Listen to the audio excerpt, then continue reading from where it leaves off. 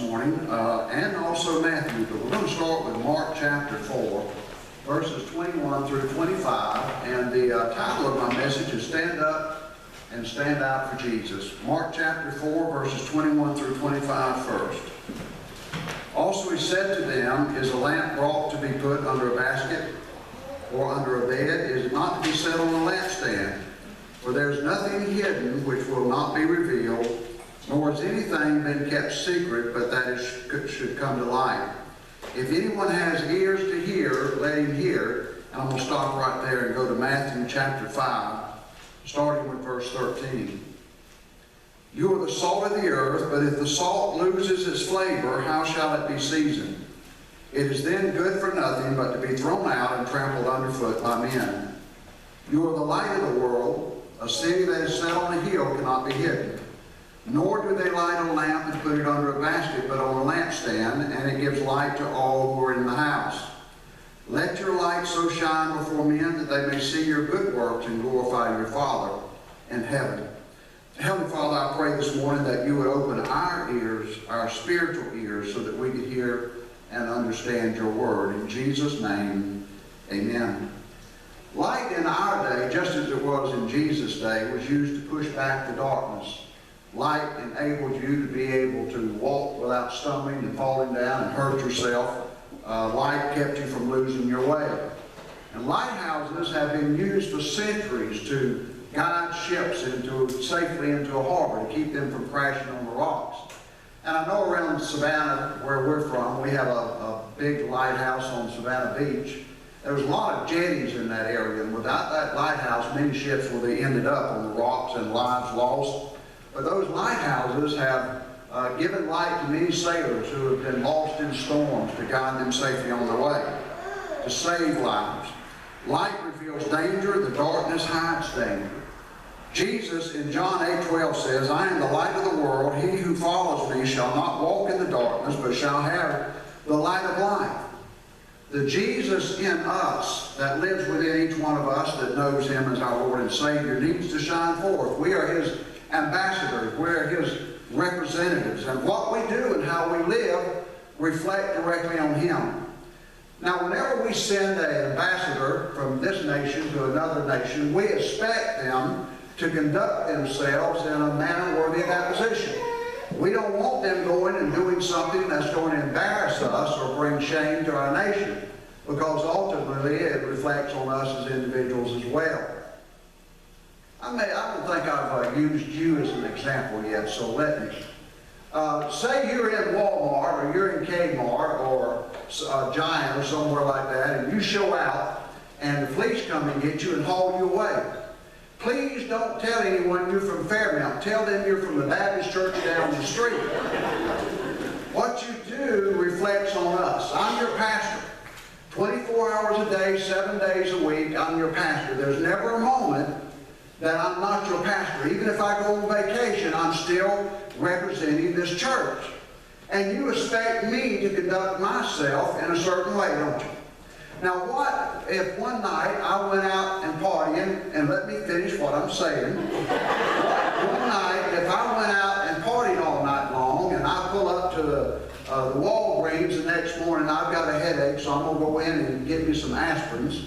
And I get out of my car, and I stumble inside the drugstore, and I'm dressed in my suit, but my tie's all askew, and my hair's messed up, and I've got a stubble where I hadn't shaved. And on my lapel, I've got this big plate. You know those signs that people have sometimes when you go to a convention that says Fairmount United Methodist Church, Pastor. And I stumble up to the cashier and I give them a real hard time because they didn't wait on me quick enough, and I go out the door. Now what do you think they're going to say when I leave? Do you think they're going to say, gee, you know, I think we ought to go and try that church? Is that what they're going to say? Or they're going to say, you know, if the pastor acts like that, I wonder what the rest of them's like. Because what I do reflects personally on you. Well, in the same way, what you and I do out in the world reflects directly upon our Lord Jesus Christ. And we've got to understand that as a Christian, we're saying something. We're making a statement when people know that we follow Jesus Christ and we call ourselves Christians. And we're either giving the world a true representation of who He is and what He's like, or we're given a false one. If we say that we're Christ followers and we're mean-spirited and hateful and unforgiving, that reflects upon Him. It reflects upon the church as a whole. If we say I'm following the teachings of Christ, but I'm living an unholy and sinful life, I'm saying to the world, Jesus approves of what I'm doing. Our lives are to reflect the mind, the will, and the character, the heart of God. Everything we do in our world as a representative, an ambassador of Jesus Christ, should reflect positively on Him, reflect honor upon Him. You understand what I'm saying? Can you get that? I mean, if you go out in the world and you act one way, and yet you're telling people that you're a Christian, that you're a follower of Christ, but you're living directly opposite of that, what does that say to the world? You know, all we hear sometimes is, I don't go to church because it's full of hypocrites.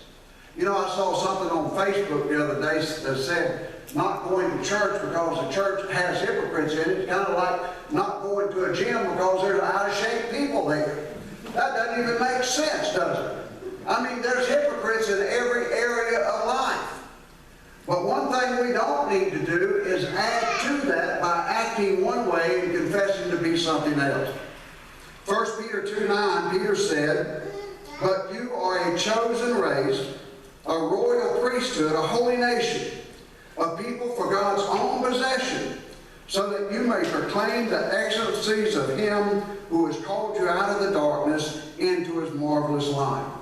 This is why Jesus tells us to follow Him. It's why we're told to be a holy people. It's why we're told to obey Him and keep His commandments, is because we're the only Jesus that many people will ever see. And what we do speaks about Him and His character. The world will base their thoughts about who Jesus is, what Jesus is like, and what He expects from His followers on what they see in our lives, on how we conduct ourselves when we're out in the world, away from the church. Jesus said, "If you love me, keep my commandments." He also said, "Why do you call me Lord and do not do what I say?" And the further from the true source of light we get, the dimmer our light will be. Now, what does it mean to walk in the light? Walking in the light means to walk in God's will and in God's way. And we can only know that by studying the Word of God. That's why it's so important for the Christian to study the Bible. It's because you cannot get to know God in a personal way and know what God is like and what God expects from you outside of the Bible. To walk in darkness is just the opposite. It means to live outside the will of God. And when we do that, all it does is bring defeat and frustration and discouragement, broken hearts and broken minds. All we've got to do is look around us at people that we know that do not know God, that never set foot in church, and look at their lives. Most of them, many of them, are unhappy. They're constantly doing things in their life, making mistakes that hurts themselves and hurt their families. Sin carried to fruition brings greed and violence and bitterness and bigotry and all the other things that come with darkness. All the problems that we have in our world today, every one of them can be traced back to the root cause, and that root cause is sin. The world living contrary to the Word of God. The world believing that it knows better than God knows. And you know, no matter what the world may do, no matter how much money they may throw at the problems that we have in our world, no matter how brilliant they may think they are, they're never going to solve the problems that we have by programs or by money or by any of those things that they've tried, because the problem is not more money thrown at something, it's not more education. The problem is the human heart. The human heart and the human race is walking in darkness, and it causes them to make decisions that are constantly bringing more hurt upon themselves and upon everyone around them, walking outside of the will and the way of God. In the last 50 years, I'd say from the early 1960s to now, that darkness has become even darker. We have thrown trillions of dollars into crime prevention, putting more police on the street, building bigger and more prisons and jails to hold people, hiring more judges. And yet today we have more crime and violence in our nation than ever before. We have tried throwing money at poverty, and that hasn't solved anything. We have a breakdown of families, more and more children being raised in single-parent homes, usually with the mother. And so many fathers aren't contributing a dime to taking care of their children, which puts them into poverty. Just so many things that we see getting worse and worse, and yet the world continues to try to throw money at everything to try and fix it. And you're never going to fix the problems of this world with more money and more programs, because it's a heart problem. Until the heart of people are changed, nothing else is going to change. Reverend Adrian Rogers, who was a great Baptist preacher, once said, as the church goes, so goes the nation. And as our nation goes, so goes the world. Our nation is in the condition that it's in today. And listen, I'm not a negative Nelly, but I do believe in facing reality. And everything that I see on the news, the murder rate, the violence, every time we pick up a newspaper, some husband has gotten angry at his wife and killed her, sometime everybody in the household. Everywhere we look, we just see more and more violence, seems like more and more hatred. It's just growing worse and worse. And I really believe the reason behind all of that is because the church has not been what the church ought to be. Amen. The leaders in the church have not been speaking out. As things get progressively worse, it seems like the church has grown more silent. And it's like we've lost our voice today. Or we're afraid to say anything. The influence in the affairs of our nation has waned because the church's light has dimmed. We don't have near the influence that we did 50 years ago. People used to respect what the church had to say. They don't respect what the church has to say anymore. I think Billy Graham, as far as I'm concerned, is probably the last great evangelist that we've had in our country. It's not that we don't have good preachers, but we don't seem to have someone with the voice to be able to stand above everyone else and say, this is the way that our nation needs to be going. That this is wrong or that's wrong. And it's not bad to say something is wrong. If you can turn someone away from destroying their life, that's a good thing. That's not a bad thing. Many churches today, the Bible is no longer the moral authority that it once was. Many churches have adopted the same moral standard as the world. You can't tell the church from the world. They're about the same. Many pastors that I know will not preach repentance of sin anymore.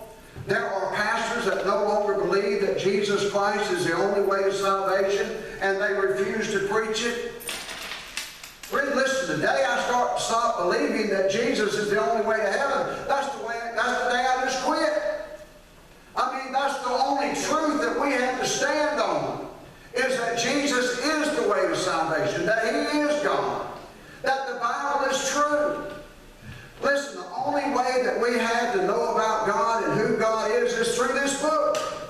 And if you don't believe in this book, then everything else is just speculation. It's guesswork about who God is and how we got here and God's plan for our life.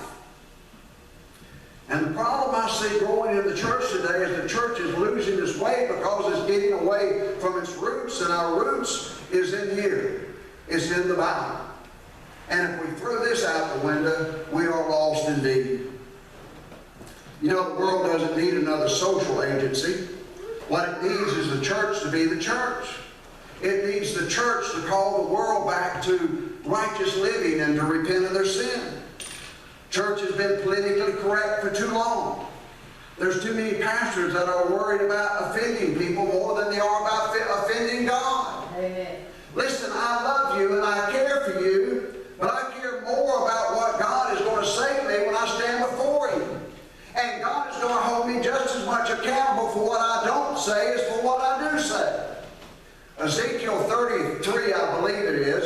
God sent Ezekiel a word. And he said, if I appoint a watchman to stand on the city walls, and they see the enemy coming, and they blow the trumpet, and he gives warning, and the people do not heed that warning, and they perish, the blood will not be, you will not be accountable for their blood. But God said to Ezekiel, if I put you as a watchman on that wall, and the enemy comes, and you don't blow the trumpet, if you don't warn them that there's danger coming, they will perish in their sins, but I will hold you accountable for their blood. Everything that a pastor says, God is going to hold them accountable for it. And everything they don't say, God is going to hold them accountable for it. And you know, we're losing in the church today. Hundreds of thousands of people a year are leaving the church. The Methodist Church alone has lost, I think last year was something like 90,000 people. Other churches are losing just as much. And it's because the church is not preaching the Word, the whole counsel of God. And God is not going to bless that. God will bless the truth when it's preached in the way it should be preached. Now, what can the church do to regain the power that we've seen to have lost? Number one, realize that things can be turned around. We have had revival in our nation before. This isn't the first time that it seems like our nation has lost its way.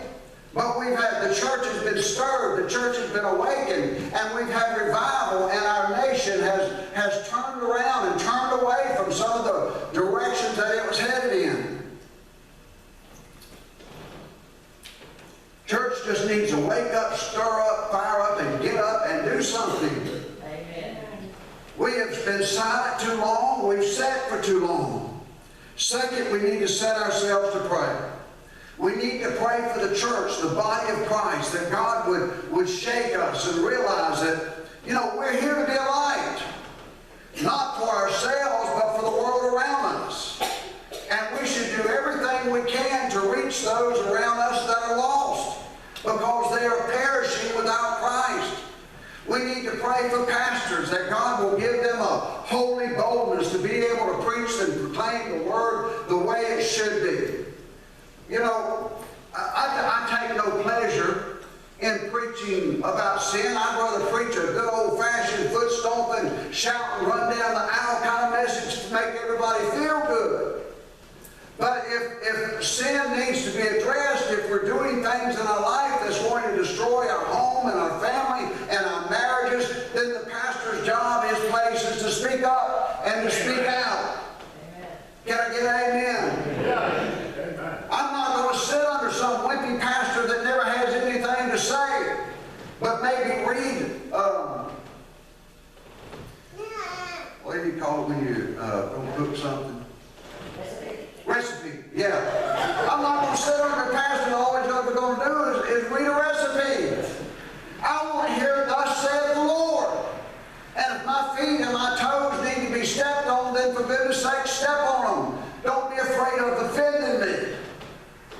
Jesus said, the world hated me, the world's going to hate you. And if the world loves the church, if the world loves us, then we're not doing something right. The church is not going to like when we address their sins. They're not going to like it when we call them to repentance. But this is the thing. Some will heed